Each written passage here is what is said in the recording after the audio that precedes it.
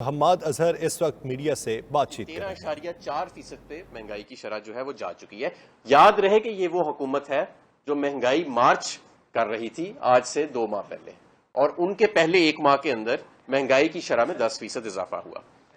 وزیر خزانہ کو یہ نہیں پتا کہ آٹا کس بھاؤ بک رہا ہے۔ انہوں نے کل غلط آٹے کی قیمت بتائی لوگوں کو۔ میں انہیں بتانا چاہتا ہوں کہ 70 سے 80 روپے کلو اس وقت آٹا جو ہے وہ مارکیٹ میں مل رہا ہے، اور یہ بلند ترین سطح ہے پاکستان کی تاریخ میں۔ اور وزیر اعظم صاحب کہتے ہیں کہ وہ سبز بیگ کے اندر 40 روپے کلو کا مل رہا ہے۔ بھائی سبز بیگ کی سکیم تو ہم نے اناؤنس کی تھی، یہ پاکستان تحریک انصاف کی سکیم ہے۔ پھر امپورٹڈ حکومت نے کہا کہ نہیں، وہ یوٹیلیٹی سٹورز جو ہے وہاں پہ گھی اتنے کا مل رہا ہے۔ وہ جتنی قیمتیں یہ بتا رہے ہیں، جو یوٹیلیٹی سٹورز میں گھی کی قیمتیں تھیں، جو چینی کی قیمتیں ہیں، جو دالوں کی، یہ پاکستان تحریک انصاف نے مقرر کی تھی اپنے وقت پہ۔ اور یہ بھی یاد رہے کہ پچھلے دور حکومت میں 2013 سے 18 میں تو آپ یوٹیلیٹی سٹورز بند کرنے کا سوچ رہے تھے، اس کی رونقیں ہم نے آ کے بحال کی۔ میں اس وقت وزیر تھا صنعت کا، اور میرے نیچے یوٹیلیٹی سٹورز تھی، 10 گنا سیل انکریز ہوئی، ہم آپریٹنگ پروفٹ کے اندر آئے۔ تو یہ ہمارے ہی کھاتے میں سے ہمیں چیزیں نہ گنوائیں۔ اب بہت ضروری چیز جو میں آپ کو بتانا چاہتا ہوں، جس کے اوپر پوری ایک ہیجانی اور ایک کنفیوژن سی پھیلی ہوئی ہے پورے ملک میں، وہ ہے پیٹرول اور ڈیزل کی قیمتیں۔ آج پھر وزیر خزانہ نے اس پہ ابہام پیدا کر دیا کہ نہیں جی اتنے کی ارب کی سبسڈی ہے۔ بھائی آپ قوم کو ایک مرتبہ بتائیں کہ آپ نے قیمت بڑھانی ہے یا نہیں بڑھانی۔ جب آپ یہ ابہام پیدا کرتے ہیں تو ڈیزل کی ہورڈنگ شروع ہو جاتی ہے کسان کے لیے۔ 32 دن کا میں سٹاک چھوڑ کے گیا تھا ڈیزل کا، 32 دن کا، جو پاکستان کی شاید پچھلے 10 سال کی تاریخ میں اتنا کبھی نہیں تھا۔ اس کے باوجود کسان کو ڈیزل ملنے میں دقت آ رہی ہے، کیونکہ آپ قیمت کا ابہام ختم نہیں کر رہے۔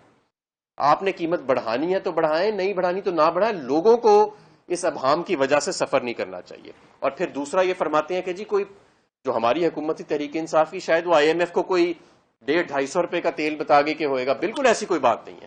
آج بھی میری شوکت ترین صاحب سے بات ہوئی ہے، انہوں نے واضح مجھے بتایا کہ کسی قسم کا کوئی قیمت کا تعین ان کو نہیں دیا گیا۔ ہاں، جو چیز IMF کو بتائی گئی تھی وہ یہ کہ جو وزیر اعظم عمران خان نے وعدہ کیا تھا قوم سے کہ میں جون کے اینڈ تک قیمت نہیں بڑھاؤں گا پیٹرول اور ڈیزل کی، تو اس کی اکاؤنٹنگ کیسے ہوئے گی، وہ پیسے ہم کہاں سے اس کا تعین کریں گے۔ وہ مکمل طور پہ جو 200 ارب کے قریب کی رقم بنتی تھی، اور 200 ارب کی اس پہ بنتی تھی، 99 ارب کی بنتی تھی بجلی کے اوپر، اس کا مکمل ہم اکاؤنٹنگ IMF کو دے کے گئے تھے۔ تو یہ ہمارے اس IMF کے اب آپ پیچھے نہ چھپیں، اگر آپ جو ہے اپنی ناکامی کو چھپانے کے لیے۔ میں ایک اور آج بات قوم کو بہت ضروری بتانا چاہتا ہوں، اور یہ ہماری خود مختاری سے تعلق رکھتی ہے۔ روس کے ساتھ جب میں توانائی کا وزیر تھا تو میں نے باضابطہ طور پہ مذاکرات شروع کر دیے تھے سستا تیل لینے کے لیے، اور روس سے اس وقت بیشتر دنیا کے ممالک، جس میں ویسٹرن یورپ کے ممالک بھی ہیں، اور ہمارے ساتھ جو انڈیا ہے، ہندوستان، وہ بھی 30% ڈسکاؤنٹ پہ تیل لے رہا ہے۔ تو اگر یہ تیل پاکستان خرید لے روس سے جو مل رہا ہے، اور باقاعدہ اس پہ میری کمیونیکیشن جو ہے میں نے شروع کی تھی رشیا کے انرجی منسٹر کے ساتھ، ہمارے جو ماسکو میں سفیر ہیں وہ رابطے میں تھے، PSO کی طرف سے ایک ٹرانزیکشن سٹرکچر جو تھا وہ مکمل کر لیا گیا تھا تقریباً، اور ہم حتمی اس کو ایک شکل دے رہے تھے۔ اگر یہ 30% سستا تیل لے آئیں تو نہ آپ کو سبسڈی دینی پڑے گی، بلکہ تیل کی قیمت مزید کم کرنے میں بھی آپ کو مدد ملے گی۔ لیکن مجھے معلوم ہے کہ آپ ایسا کرنے کا نہیں سوچیں گے، کیونکہ آپ کی کانپیں ٹانگتی ہیں اس ماحول کے اندر۔ کیسے آپ کریں گے؟ یہ تو خود مختار جن ممالک کی فورن پالیسی ہوتی ہے، وہ سستی گیس، سستی LNG، آپ نے تو دنیا کی سب سے مہنگی LNG ابھی خریدی ہے، 4 سودے جو پاکستان کی تاریخ کے ہائیسٹ کی ہیں، جس پہ میں ابھی آتا ہوں۔ اب میں آتا ہوں جی لوڈ شیڈنگ پہ۔ یہ ایک عجیب و غریب سی حکومت ہے کہ خود ہی کرائسس پیدا کر کے، جب عید کی وجہ سے لوڈ کم ہوتا ہے اور وہ کرائسس تھوڑا بہتر ہوتا ہے تو یہ ڈھول بجانا شروع کر دیتے ہیں۔ بھائی اپنی نالائکی ہے، اس کو اگر خود سمیٹ رہے ہو تو اس میں ڈھول بجانے کی کیا بات ہے۔ آج وزیر خزانہ نے کہا کہ 2000 میگا واٹ ٹیکنیکل آؤٹیج پہ ہے، یہ بات درست ہے۔ 40,000 میگا واٹ کی جہاں کیپیسٹی انسٹالڈ ہو، سال کا کوئی بھی دن آپ اٹھا لیں تو 2 سے 2,500 میگا واٹ ٹیکنیکل آؤٹیج پہ ہوگا، کیونکہ ہر پلانٹ کو 1 سے 2 ماہ کی سال میں مینٹیننس کے لیے جانا پڑتا ہے۔ اور یہ جو 2000 میگا واٹ آؤٹیج پہ ہے، میرے پاس تمام ڈیٹا موجود ہے پاور ڈویژن کا اپڈیٹڈ، یہ نجی سیکٹر میں ہے، یعنی پرائیویٹ سیکٹر میں یہ ہے۔ اس میں 3 پلانٹ جو ہیں، اینگرو تھر، لکی کول اور پورٹ قاسم پاور پلانٹ جو ہے وہ نجی سیکٹر کے اندر ہے۔ 5,000 میگا واٹ انہوں نے کہا کہ جی ایندھن موجود نہیں تھا۔ میں ان کی اطلاع کے لیے بتانا چاہتا ہوں کہ قوم کو پوری حقیقت بتائیں کہ 2 LNG کے سودے جو مسلم لیگ نون کر کے گئی تھی اپنے دور میں، وہ ڈیفالٹ کر گئے ہیں۔ پھر بھی ایندھن موجود تھا. مقامی گیس ضرورت سے زیادہ آپ کے پاس جو ان 2 LNG کو کور کر سکتی تھی موجود تھی. آپ نے 3 ہفتے پرائیویٹ سیکٹر میں، نجی سیکٹر میں گیس کے کیپٹیو پاور پلانٹس کو چلایا جن کی 30 سے 35% ایفیشنسی ہے، اور حکومت کے 60% ایفیشنسی کے LNG کے پلانٹ جو نہ بھی چلے تو انہیں پیسے دینے پڑتے ہیں، انہیں آپ نے کھڑا رکھا. اس لیے آپ نے رمضان میں لوگوں کو ایک اذیت ناک لوڈ شیڈنگ سے گزارا. اور میں آپ کو دعوے سے کہتا ہوں اس طرح کی لوڈ شیڈنگ پاکستان تحریک انصاف کے دور میں کبھی نہیں ہوئی تھی. اگر آپ بر وقت سسٹم گیس کو ڈائیورٹ کر دیتے تو لوگوں کو رمضان میں اس اذیت سے نہ گزرنا پڑتا. تو یہ بھی ایک بہت بڑی ناکامی تھی.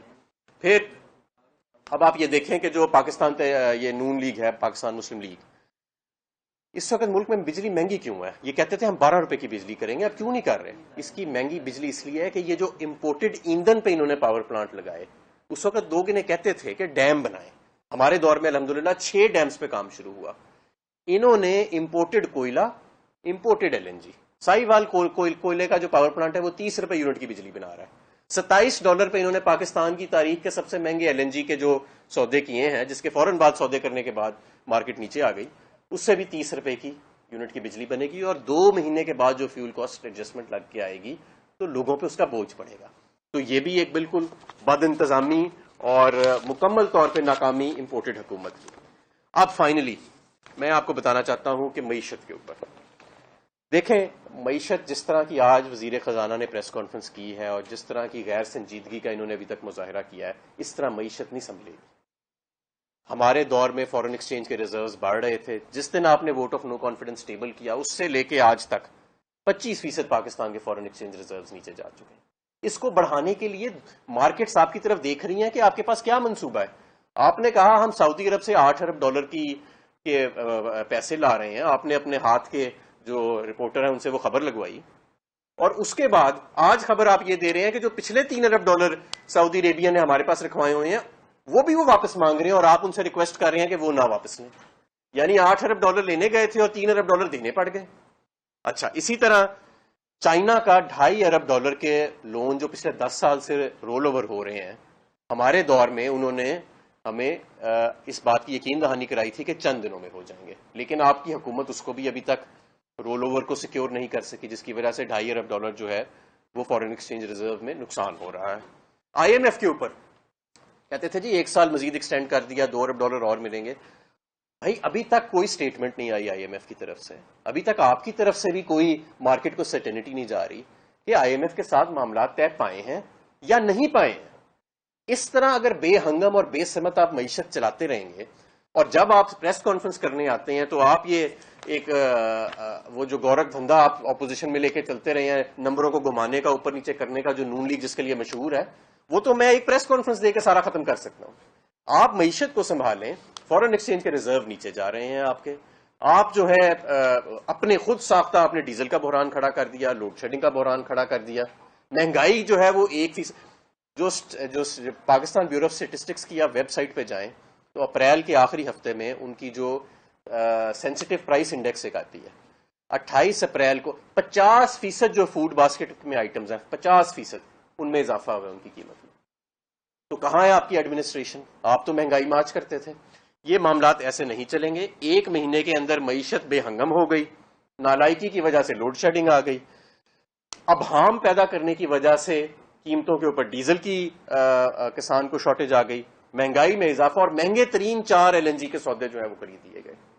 اور ہمارے جو وزیر خزانہ ہے وہ غیر سنجیدہ سیاسی قسم کی پریس کانفرنس کر رہے ہیں، جبکہ ملک جو ہے وہ آپ کی اس نالائکی اور مکمل طور پہ جو بد انتظامی ہے اس کی وجہ سے سفر کر رہا ہے.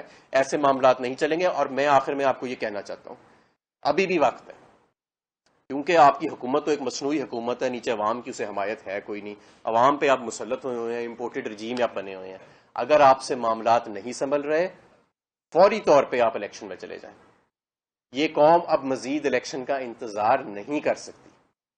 یہ جو 80 جماعتوں کی 85، ہم سب سے بڑی اس وقت پاکستان تحریک انصاف، پارلیمان کے اندر بھی سب سے بڑی جماعت پاکستان کی اس وقت پاکستان تحریک انصاف ہے، اور سب سے بڑی جماعت وفاق کی علامت اس وقت پاکستان تحریک انصاف ہے. باقی تمام جماعتیں جو ہیں وہ پارلیمان میں بھی ہم سے نمبروں میں آدھی ہیں، اور ان کی پورے پاکستان میں اس طرح نمائندگی بھی نہیں، وہ چھوٹی چھوٹی ریجنل پارٹیز بن گئی ہیں. تو ہم آپ سے یہ ڈیمانڈ کرتے ہیں کہ فوری طور پہ الیکشن کرائیں، کیونکہ سیاست تو آپ نے تباہ کی ہے اس ملک کی, فورن پالیسی اور خود مختاری تو آپ نے تباہ کر دی ہے اس ملک کی, اب آپ یہ اس ملک کی معیشت بھی تباہ کر رہے ہیں. اور یہ جو ہم نے ایک تنکا کر کے ہم جو فورن ایکسچینج ریزرو 4 مارچ کو تو $22 ارب فورن ایکسچینج ریزروز تھے, وہ 1/4 ان کا حصہ ختم ہو چکا ہے. تو ایسے معاملات نہیں چلیں گے, یہ معاملات آپ چھوڑ دیں, یہ آپ سے نہیں ہو پائے گا. شکریہ. جی سوال اگر بتائیے گا 3.5 سال پاکستان تو آپ لوگ کر سکے, جب ری الیکشن کی بات کر رہے ہیں, ری الیکشن سے عوام کو کیا فائدہ ہوگا؟ عوام تو یہ نہیں فکر میں رہے گا یہ 245 کا پیٹرول ہو جائے گا, ہم کم کر رہے ہیں, تو لوگوں کو ریلیف کیسے دیں گے آپ, چاہے چاہے طریقے کا. دیکھیں, ہم جو عوام کی نمائندہ حکومت ہوتی ہے وہی عوام کو ریلیف دیتی ہے.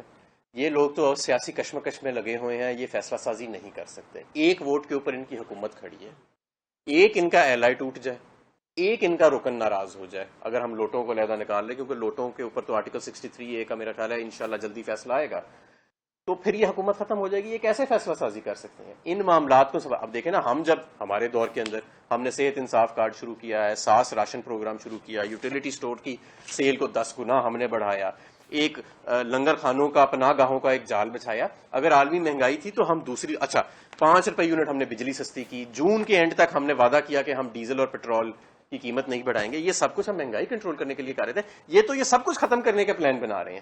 تو کیسے یہ مہنگائی کو کنٹرول کر سکتے ہیں؟ مہنگائی کو کنٹرول تو ان ویلفیئر پروگرام سے جو ہم نے شروع کیے تھے ان سے, اور جو ہم نے پیٹرول ڈیزل کی قیمت کم کی, 5 روپے یونٹ بجلی کی قیمت کم کی, یہ تو مہنگائی تو انہی چیزوں سے کنٹرول ہوگی نا. اور میں آپ کو یہ بھی بتاؤں, اگر یہ آج ڈیزل اور پیٹرول کی قیمت 50 روپے بڑھا دیتے ہیں, جو مہنگائی کا سیلاب تب آئے گا اس کے بعد, کیونکہ ہر چیز میں اس کے بعد مہنگی ہوئے گی. ہمارے بھائی ملک میں انرجی کا بڑا بحران ہے. ہماری جو جماعتیں ہیں جو اقتدار میں آ گئی ہیں, سابقہ اپوزیشن جماعتیں, کیا انہیں احساس نہیں ہے اس چیز کا کہ عمران خان کے لیے تو یہ متحد ہو گئے ہیں ہٹانے کے لیے؟ اگر اس سے کم محنت کے کالا باغ ڈیم پہ کر لیتے اور متحد ہو جاتے تو وہ زیادہ بہتر تھا, یا یہ عمران خان کے خلاف اتحاد کرنا زیادہ بہتر ہے؟ دیکھیں, یہ فروری میں تو ایک دوسرے کے ساتھ بیٹھ بھی نہیں رہے تھے, اور پھر ایک دم ایسا کچھ ہوا کہ یہ سارے بیٹھ بھی گئے آپس میں, اور ہمارے 20 لوٹے بھی نمودار ہو گئے. اور آپ کی بات بالکل ٹھیک ہے, ہمارے دور میں آپ کو گارنٹی دیتا ہوں کہ یہ جو پچھلے 3 ہفتے میں لوڈ شیڈنگ ہوئی ہے, اگر ہمارا دور ہوتا تو ایک لمحہ بھی انشاءاللہ تعالی لوڈ شیڈنگ نہیں ہونی تھی, اور ہم نے نہیں ہونے دی. ہم نے کر کے دکھایا. اس سے زیادہ گرمی پڑی, اس سے زیادہ LNG کے ڈیفالٹس ہوئے, ہم نے لوڈ شیڈنگ نہیں ہونے دی. پچھلے رمضان کو دیکھ لیں, میری ٹویٹس اس پہ موجود ہیں کہ ہم نے load shedding force load shedding نہیں ہونے دی. ریونیو بیسڈ لوڈ شیڈنگ جو ہائی لاس ایریاز میں ہے وہ علیحدہ ہوتی ہے, اور وہ 2011 سے چل رہی ہے, لیکن اس کے علاوہ ہم نے فورس لوڈ شیڈنگ نہیں ہونے دی. یہ بتائیے گا, حکومت اس وقت گرفتاریوں کی بات کر رہی ہے, لانگ مارچ کی آپ بھی تیاری کر رہے ہیں, تیار ہیں گرفتاریوں کے لیے بھی؟ اور کیا جو آپ کا لانگ مارچ ہے خونی لانگ مارچ ہوگا, کیونکہ شیخ رشید صاحب بھی کہہ چکے ہیں, اس پہ بھی ذرا وضاحت کریں. دیکھیں, لوگوں کے صبر کو نہیں آزمانا چاہیے. یہ معاملہ کسی بھی طرف جا سکتا ہے, اور جس طرح ان کی بد انتظامی جا رہی ہے, اگر انہوں نے گرفتاریاں کی تو یہ معاملہ کسی اور طرف چلا جائے گا. لوگ اس وقت اس حکومت کو قبول کرنے کو کسی طور پہ تیار نہیں. اور ہم مانگ کیا رہے ہیں, لوگ کیا مانگ رہے ہیں؟ ہم یہ تو نہیں کہہ رہے کہ آپ ہمیں اقتدار پہ مسلط کر دیں جس طرح یہ لوگ بیٹھے ہیں. ہم تو کہہ رہے ہیں آپ فری اینڈ فیئر الیکشن کرائیں. وہ جمہوری طریقہ بھی ہے, وہ آئینی طریقہ بھی ہے, اور اخلاقی طریقہ بھی ہے. ایک 85 ووٹوں والی جماعت کو 350 ووٹ کے پارلیمنٹ کے اندر آپ نے مسلط کر دیا ہے. یہ کہاں کی جمہوریت ہے؟ اور آپ دیکھیں, یہ جو لوگ اکٹھے کیے ہیں, یہ جو ہارس ٹریڈنگ کی ہے, جو پیسہ چلا ہے, یہ تو جمہوریت کو بہت نقصان پہنچے گا. مفتی اسماعیل کا ایک اسٹیٹمنٹ آج ایک یہ بھی تھی کہ سی پیک پروجیکٹ کو پاکستان تحریک انصاف کی حکومت نے تباہ کیا ہے. یہ سنگین ایک الزام ہے, اور نیشنل لیول کا سی پیک اتھارٹی ہم نے بنائی, جسے یہ ختم کرنے جا رہے ہیں, میں نے سنا. اور آپ یہ دیکھ لیں کہ جو $2.5 ارب کا جو ڈیٹ رول اوور ہے وہ تو ان سے ابھی تک سیکیور ہو نہیں سکا چین سے. تو میرا تو نہیں خیال کہ ان کے چین کے ساتھ بھی معاملات کوئی تسلی بخش ہیں. اور آپ یہ دیکھیں کہ یہ جو US ڈیفنس اینالسٹ ہے, اس نے جو فاکس نیوز کے اوپر بات کی ہے, ایک نقطہ جو اس نے اٹھایا کہ کیوں عمران خان کا جانا ضروری تھا, وہ یہ بھی تھا کہ چین کے ساتھ قربت بہت زیادہ تھی ان کی, اور چین سے قربت کم کرنے کی ضرورت ہے. تو وہ تو ہو نہیں سکتی تھی, سوال ہی پیدا نہیں ہوتا تھا. اب یہ وہ حکومت آئی ہے جو ان کی کٹ پتلی حکومت ہے, پتہ نہیں اب کیا کس طرح یہ چین کے ساتھ معاملات آگے لے کے چلیں. یہ بتائیں کہ کیا آپ کے ساتھ 3.5 سال میں فرح خان کی جانب سے کوئی رابطہ کیا گیا؟ نہیں, کوئی ایسا کوئی تبادلہ کروا دیں؟ کبھی نام نہیں سنا تھا, نہ کبھی ملاقات. اچھا, دوسرا یہ بتا دیں کہ آپ اب دھرنا دینے جا رہے ہیں اسلام آباد میں, آپ کے جو ATM تھے علیم خان اور جہانگیر ترین جو روٹی پانی اور اسٹے کا خرچہ اٹھاتے تھے وہ تو اب چلے بھائی ہم نے کراچی وہ نون لیگ میں چلے اور اس وقت آپ کو ایک مذہبی جماعت آپ ان کے ساتھ بھی ان کی سپورٹ بھی حاصل تھی. آپ کس جماعت کی حمایت حاصل کریں گے اور جو کھانے وغیرہ کا خرچہ وہ کون کرے گا؟ پہلی بات تو یہ ہے کہ ہم کراچی میں جلسہ کر چکے ہیں, ہم پشاور میں کر چکے ہیں, ہم اسلام آباد میں کر چکے ہیں اور لاہور میں, اور پہلے سے کہیں زیادہ کر چکے ہیں. اور میں آپ کو یہ بھی بات بتاؤں, یہ جو ATMs نے ایک پروجیکشن دی ہوئی تھی یہ درست نہیں تھی. ہمارے سارے پارٹی کے کارکن, سارے پارٹی کے ٹکٹ ہولڈرز ہر جلسے میں کنٹریبیوٹ پہلے بھی کرتے تھے اور اب بھی کرتے تھے. تو یہ جو ہمارے ساتھی دوسری طرف گئے ہیں, یہ دوسروں کو بھی ابھی مہینے دو بس سمجھ آ جائے گی کہ یہ کون سے تحفے ہم نے بھیجے ہیں. سوال ہے, میں آپ سوری میں لیٹ آیا ہوں. یاسر بھائی, آج جو ہیٹو یہ گاڑی شہباز گل صاحب کی اگر آپ نے بات کر دی تو سوری میں لیٹ آیا تھوڑا, کوئی بات نہیں. اس کے بارے میں آپ کیا کہتے ہیں کہ کیا یہ دانستہ طور پہ یہ بھی کام شروع کیا جا رہا ہے, آپ اس کو کس معنی میں؟ جو ابھی تک اطلاعات سامنے آئی ہیں وہ دو طرح کی خبریں آ رہی ہیں, اس لیے میں اس پہ کوئی حتمی بات نہیں کرنا چاہتا. ایک جو آپ نے بات جس طرف اشارہ کیا اس طرف بھی آ رہا ہے, اور دوسرے آپ جب تک اس پہ میرے پاس مکمل حقائق نہیں ہوں گے میں ایسے بات کروں گا نہیں. جی سر. میں یہ پوچھنا چاہتا ہوں کہ جو تحریک انصاف ہے اس کا اس نے ایک ریکارڈ قائم کیا تھا 126 دن کا. جی.